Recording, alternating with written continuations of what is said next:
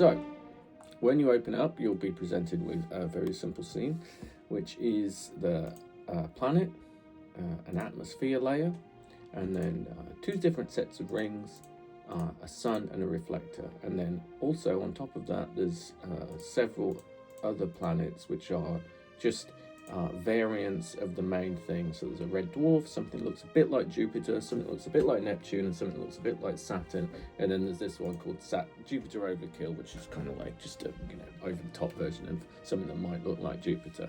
My recommendation would be that you pick the one that's closest to the thing that you want to try and make, and just tweak it, or just use it as it is. So I'll just quickly run through quick ways to make the look slightly different. So you've got these three things here which will control the banding of the planet itself. So if you want fewer bands, just lower this number. If you want more bands, make it higher, obviously. And if you want to sort of change the seed or move them around, you just press this, move this one up. And this one is to straighten them. So at the moment there's a slight curve, they don't meet end to end. If you wanted them to be a bit straighter, you just put that to 0. That's it. Looking at the planet texture itself, if you want to change the color, change this one. And that will change the look of it. So for example, on the blue one, let's find the blue one, which is a bit like Neptune. The color, the color is obviously shades of blue. So there you go. Let's go back to Jupiter Overkill.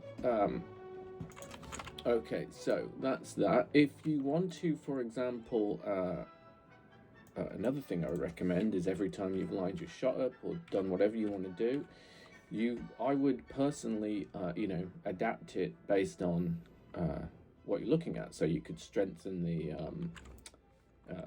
displacement on it, or the bump map on it, or lessen it depending on how you want to do it.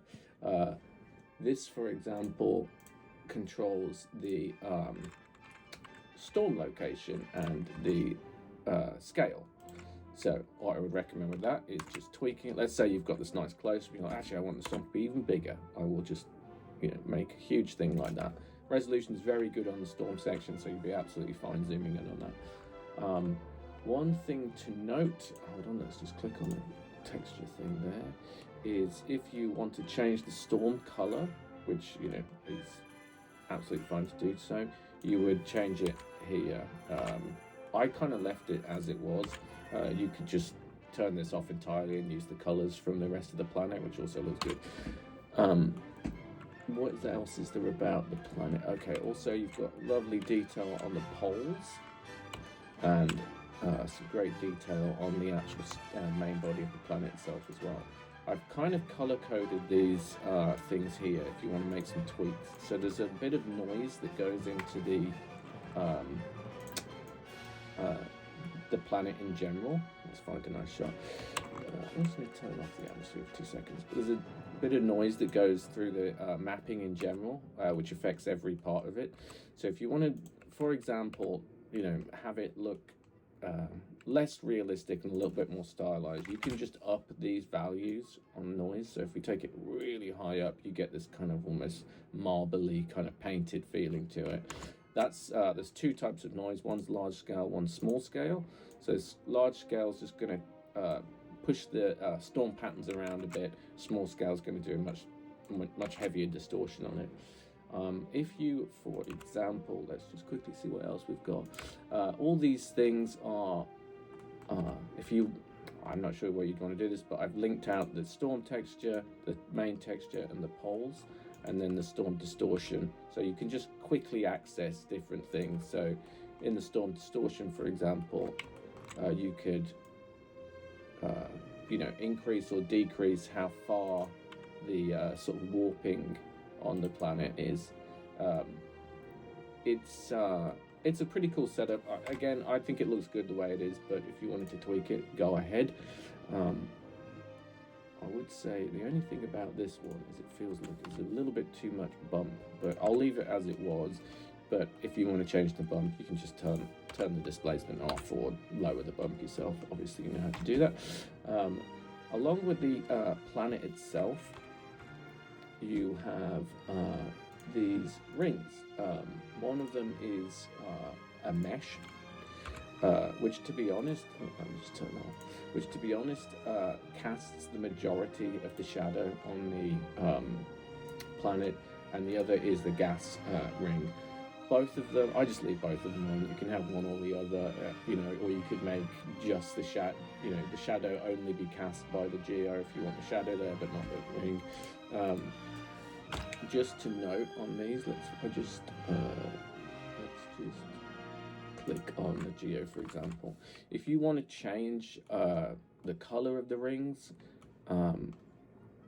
you can do that here. This just tints it, and then I've also got it, with a bit of variation. Let's make that a little bit more, a bit of variation, and then that's also being changed by the by noise to give it a little bit more variation. If you want to change things up on the rings, just change the W. One of them's going to change one of them's going to change the color more, and one of them's going to obviously change the quantity. You want the scale to be different, blah blah blah. It's all there, it's all fine. Both the ring and the gas ring use exactly the same setup, more or less, so you can just change those as they are. And then finally, the atmosphere. So every planet has an additional thing.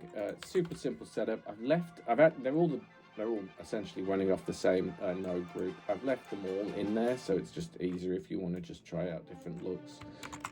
However, I would recommend just playing around with it. I mean, they all look kind of fine. Essentially, if you actually let's go back to the Jupiter one. Let's go super close on the top. Here we go. Actually, let's just look here. So if you obviously increase the density, it's going to increase the density. There's no absorption on this one at the moment, so if I put this to what, you'll get a kind of a reddening of the planet, or whatever color you put in here, to be honest. But I mean, they're gas giants. They're absolutely massive. You don't necessarily need that, but I left it in case you want to use it. Thickness will push out the amount of gas. Again, this is probably too much. They're gas giants. They don't have a comparatively thick atmosphere beyond the clouds that you can see. Anyway, that is essentially it. I hope you enjoy it. Yeah, let me know what you do. Take it easy. Oh, actually, last thing, I'll just quickly show you. All of the shots have some compositing on them. I'll just show you what it looks like. For example, hardly doing anything on this. There's just star map. The planet sits on there. No effects on it, and then just some glows, some noise, some color correction. Yeah, and that's basically that for all of them. But as I say, get the planet in, make some modifications, or use it as is. Have fun. Take it easy.